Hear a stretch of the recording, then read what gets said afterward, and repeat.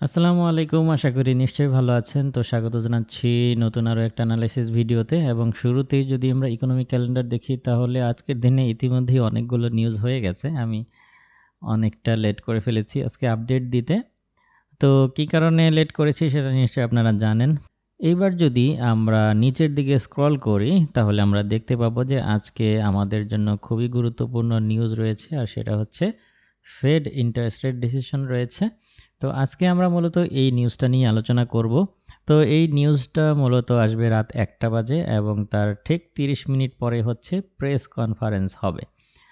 তো আমরা এখানে দেখতে পাচ্ছি যে ফেড মিটিংয়ের আগে DXY চার্টটার দিকে যদি লক্ষ্য করি তাহলে আমরা দেখব যে এটা কনসলিডেশন একটা জোন তৈরি করে এর ভেতরেই কিন্তু মুভ করতেছে এবং একই সাথে আমরা যদি গোল্ডের দিকে তাকাই তাহলে গোল্ড পেয়ারটিকেও আমরা দেখতে পাবো যে গতকালকে সিপিআই ডেটা রিলিজ হওয়ার পরেও উল্লেখযোগ্য তেমন কোনো মুভমেন্ট করে নাই এবং এটাও একটা সাইডওয়ে রেঞ্জের ভেতরে মুভ করতেছে।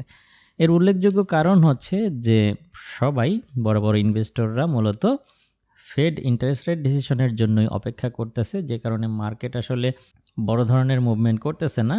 তো আমরা এটা পরিষ্কারভাবেই বুঝতে পারছি যে মার্কেট মূলত ফেড ইন্টারেস্ট রেট ডিসিশনের আগে খুব বেশি একটা মুভমেন্ট করবে না। তো এই যখন অবস্থা তখন আমরা যদি দেখি তাহলে দেখব যে ইকোনমিক ক্যালেন্ডারে আজকে প্রত্যাশা করা হচ্ছে যে ফেড ইন্টারেস্ট বর্তমানে রয়েছে 5.5% এবং আজকেও এটা ধারণা করা হচ্ছে যে অপরিবর্তিত থাকবে 5.5%। আজকেও যদি ফেড এটা অপরিবর্তিত রাখে অর্থাৎ 5.5%, তাহলে আজকে প্রায় তৃতীয়বারের মতো ফেড ইন্টারেস্ট রেট 5.5%-এ স্থির থাকতে যাচ্ছে এবং এটা কিন্তু 2023 সালের সর্বশেষ মিটিং এবং এই মিটিংয়ের পরে আমরা 2024 সালে কি হতে পারে সেই দিকেই মূলত ইনভেস্টরদের ফোকাস থাকবে। এখন কথা হচ্ছে যে যদি এই 5.5%ই আসে তাহলে কি ডলার স্ট্রং হবে নাকি উইক হবে এবং একই সাথে গোল্ড কি পুনরায় আপ ট্রেন্ড শুরু করবে নাকি ডাউন ট্রেন্ড কন্টিনিউ করবে, এটাই হচ্ছে আজকের ভিডিওর মূল আলোচ্য বিষয়। এবং এইখানে আমি সারাদিনে যতটুকু পেরেছি ফান্ডামেন্টাল বিভিন্ন তথ্য সংগ্রহ করার চেষ্টা করেছি এবং আমার কাছে যেটা মনে হয়েছে সেটা হচ্ছে যে ফেড যদি এই 5.5%-এও আজকেও অপরিবর্তিত রাখে ইন্টারেস্ট রেট, তাহলে মার্কেটে ওই সময়টাতে মূলত খুব বেশি একটা প্রাইজের পরিবর্তন ঘটবে না, একটা ঝাঁকি হতে পারে, অর্থাৎ আপে এবং ডাউনে দুই দিকেই মার্কেট মুভমেন্ট করতে পারে এই 30 মিনিট।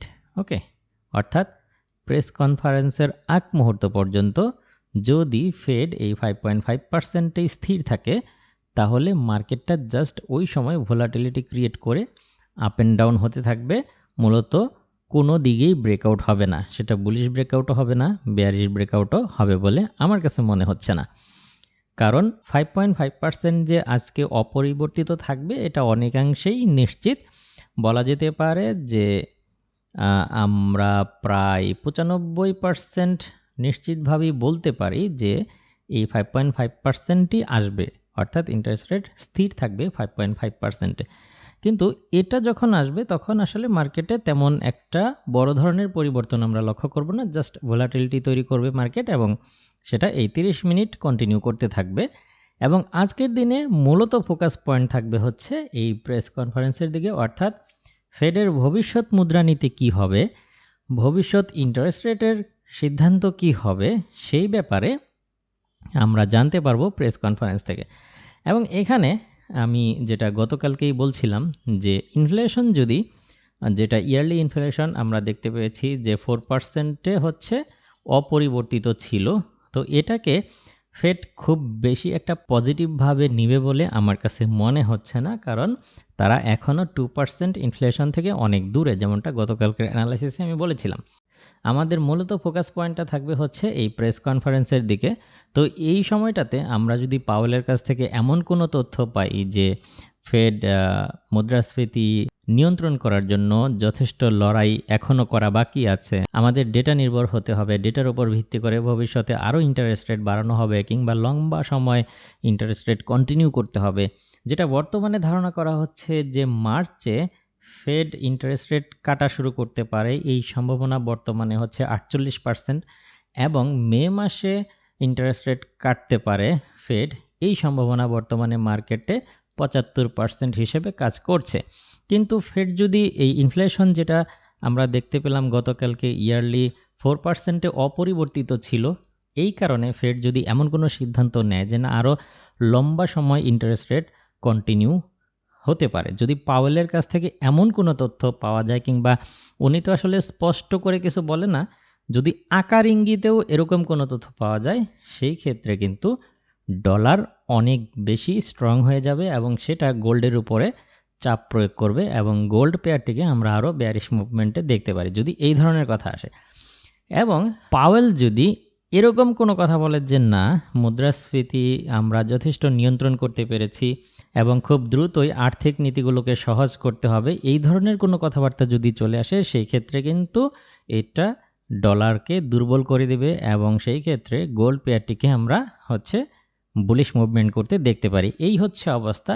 তো আজকের এই আলোচনায় আমরা যেটা মোটামুটি বুঝতে পারলাম সেটা হচ্ছে যে 5.5%-এ আজকেও ফেড অপরিবর্তিত রাখতে পারে, অর্থাৎ ইন্টারেস্ট রেট ডিসিশনে তেমন কোনো পরিবর্তন আসার সম্ভাবনা একেবারেই নাই। তবে আমাদের মূল ফোকাস পয়েন্ট থাকবে প্রেস কনফারেন্সে। এবার যদি আমরা টেকনিক্যালি বোঝার চেষ্টা করি যে ফেড অর্থাৎ পাওয়েল নেগেটিভ কোনো মন্তব্য করবে বলে মনে হচ্ছে না, এই কারণ এখনও ইনফ্লেশন অনেক দূরে রয়েছে, অর্থাৎ তাদের ইনফ্লেশনের লক্ষ্যমাত্রা 2%। যারা আমার ফান্ডামেন্টাল অ্যানালাইসিসগুলো নিয়মিত দেখেন তারা নিশ্চয়ই জানেন।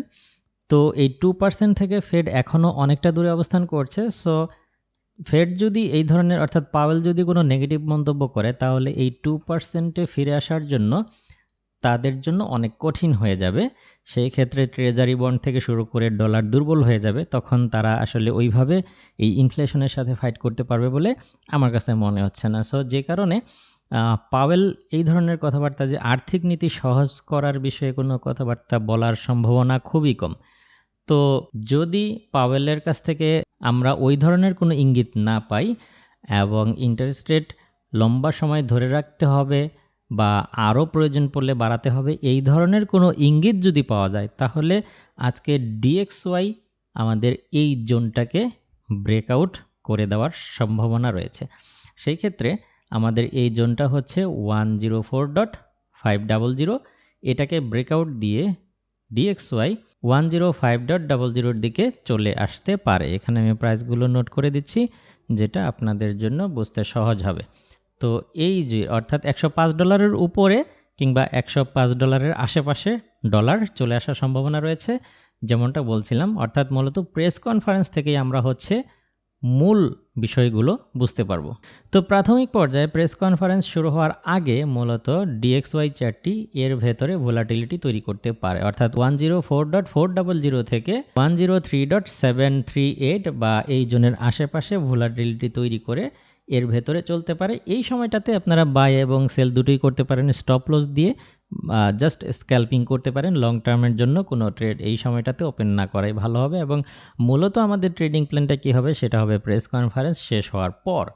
তো এই যখন অবস্থা, তখন আমরা গোল্ড পেয়ারটির দিকে যদি তাকাই, এটা আমাদের গতকালকের অ্যানালাইসিস ছিল এবং আমরা ধারণা করেছিলাম যে ডেটা টেবিলে সিপিআই ডেটা যেটা দেখা হচ্ছে সেটাই যদি আসে, তাহলে গোল্ড পেয়ারটিকে এই জোনটিকে টেস্ট করতে পারে। এবং আমরা দেখেছি যে গোল্ড পেয়ারটি কিন্তু এই লেভেলটাকে টেস্ট করেছে এবং আমাদের প্রত্যাশিত আরও কিছু লেভেল ছিল, যেমন নিচের এই লেভেলগুলোও আমরা আশা করেছিলাম যে টেস্ট করতে পারে। এবং সেটা কিন্তু আমি গতকালকের অ্যানালাইসিসে বলেছিলাম যে এটা হুট করে ওই দিনই হবে না, এটা ধীরে ধীরে হতে পারে। প্রথম 30 মিনিট যখন ইন্টারেস্ট রেট ডিসিশন চলে আসবে, তখন এই রেঞ্জের ভেতরে ভোলাটিলিটি ক্রিয়েট করতে পারে এবং সেটা হতে পারে। আমি এখানে আজকে যেটা সন্দেহ করছি যে যখনই ডেটা রিলিজ হবে, অর্থাৎ প্রেসের আগে এই জোনের ভেতরে এই গোল্ড পেয়ারটি মুভমেন্ট করতে পারে, অর্থাৎ 1996 থেকে আমাদের এই যে নিচের 1976 যে লেভেলটা রয়েছে এর ভেতরে ভোলাটিলিটি তৈরি করে মুভমেন্ট করতে পারে প্রথম 30 মিনিট। সো ওই সময়টাতে এখান থেকে বাই সেল করে আপনারা প্রফিট নিতে পারেন। এই সময়টাতে আপনারা বাই এবং সেল উভয় দিকেই প্রফিট করার একটা সুযোগ পাবেন। এবং গোল্ড আজকে টেকনিক্যালি যেটা করতে পারে, আমরা ধরে নিচ্ছি যে ইন্টারেস্ট রেট যাই আসুক, পাওয়েল প্রেসে যাই বলুক না কেন, যদি এরকম হয় যে 96 ক্রস করে প্রাইস পুলব্যাকের সাথে উপরে উঠতে থাকে তাহলে এটা পুনরায় বুলিশ, এবং যদি 1996 এর নিচে মার্কেট অবস্থান করে তাহলে এটা পুনরায় বেয়ারিশ, এবং সেটা ধীরে ধীরে 1930-এর দিকে মার্কেটটা মুভমেন্ট করবে। তো এই হচ্ছে টেকনিক্যাল অ্যানালাইসিস, অর্থাৎ যেটা গতকালকে আমাদের 2007 ছিল সেটা কিন্তু আমরা 1996 যতক্ষণ না পুলব্যাকের সাথে ক্রস করবে ততক্ষণ আমরা এই গোল্ডকে বেয়ারিশ হিসেবেই দেখব। তো এই সময় যখন ইন্টারেস্ট রেট ডিসিশন চলে আসবে তখন মার্কেট বুলিশ বেয়ারিশ উভয় দিকেই মুভমেন্ট করবে। তখন নিজেকে শান্ত রেখে সুন্দরভাবে আপনারা আপনাদের ট্রেডগুলো ম্যানেজ করবেন। আরেকটা সবথেকে গুরুত্বপূর্ণ ইনফরমেশন হচ্ছে দিয়ে রাখি আপনাদেরকে, সেটা হচ্ছে যে নিউজ শেষ হয়ে যাওয়ার পরে, প্রেস কনফারেন্স শেষ হয়ে যাওয়ার পরে মার্কেট যদি 1996-97 এর নিচেই অবস্থান করে, অর্থাৎ এখানে আমি প্রাইসটা নোট করে দিচ্ছি, মার্কেট যদি এই প্রাইজের নিচেই অবস্থান করে তাহলে আপনারা পুনরায় এখান থেকে সেল নিতে পারেন। ওকে, এবং এটার স্টপ লস আপনারা রাখবেন হচ্ছে, আমি এই স্টপ লস প্রাইসটাও নোট করে দিই, আপনারা স্টপ লস 2007 কিংবা 10-এর উপরে রেখে আপনারা পুনরায় এখান থেকে যে কোনো পয়েন্ট থেকেই সেল নিতে পারেন। অর্থাৎ মোট কথা, প্রেস শেষ হবার পরে মার্কেট যদি 1996 ক্রস করতে না পারে তাহলে গোল্ড পুনরায় ডাউন হবে, এবং যদি প্রেস শেষ হবার পরে কিংবা আগে যে কোনো সময়ই মার্কেট যদি 1996-কে ক্রস করে পুলব্যাকের সাথে উপরে উঠতে থাকে তাহলে আপনারা সেল করা থেকে বিরত থাকবেন, সেই ক্ষেত্রে বাই করার চিন্তা ভাবনা করতে পারেন। আশা করি বুঝতে পেরেছেন, এবং এইভাবে খুব সুন্দরভাবে আপনারা আপনাদের ট্রেডগুলো ম্যানেজ করবেন সেই প্রত্যাশায় আজকের ভিডিও এখানেই শেষ করছি। দেখা হবে পরবর্তী কোনো ভিডিওতে অন্য কোনো টপিক নিয়ে। সে পর্যন্ত আপনি ভালো থাকুন, সুস্থ থাকুন। আল্লাহ হাফেজ।